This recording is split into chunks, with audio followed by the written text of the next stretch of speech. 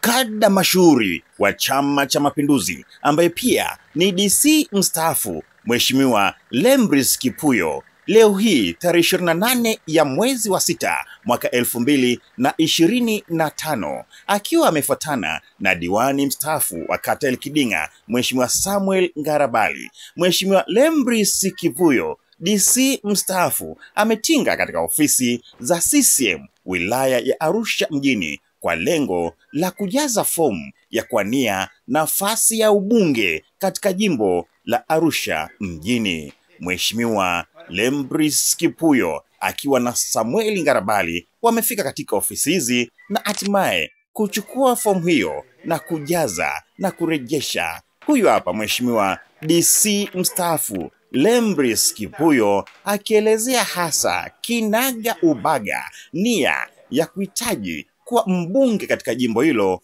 la Arusha mjini. Hii ni Charles Beda TV. Usisahau kusubscribe YouTube channel hii. Leo mimi naitwa Lembris Marangushi Kipuyo. Nimetokea mtaa wa Kitiangare, kata ya Kimandolu, jiji la Arusha. Namshukuru Mungu kwa ajili ya afya aliyonijalia. Na leo hii tarehe 28 nimeweza kuja katika ofisi ya Chama cha Mapinduzi jiji la Arusha hapa kuchukua fomu ya kuwania nafasi ya ubunge Arusha. Niseme tu kwamba natimiza haki yangu ya kikatiba ya mwanachama wa Chama cha Mapinduzi. Haki ya mwanachama wa Chama cha Mapinduzi ni kuchagua na kuchaguliwa.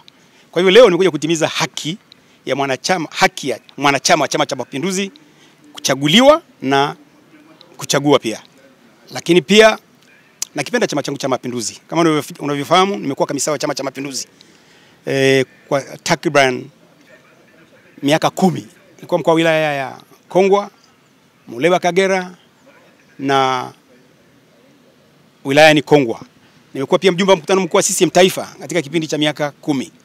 Na uzoefu wa kutosha, na naamini kama mchakato ukienda vizuri na jina langu likarudishwa katika nafasi zile 3, na hakika nitafanya kazi kwa umahiri na umakini mkubwa sana kuhakikisha kwamba nakijenga Chama cha Mapinduzi, lakini pia kwa saidia wananchi wa jimbo langu la Arusha katika kuwaletea maendeleo.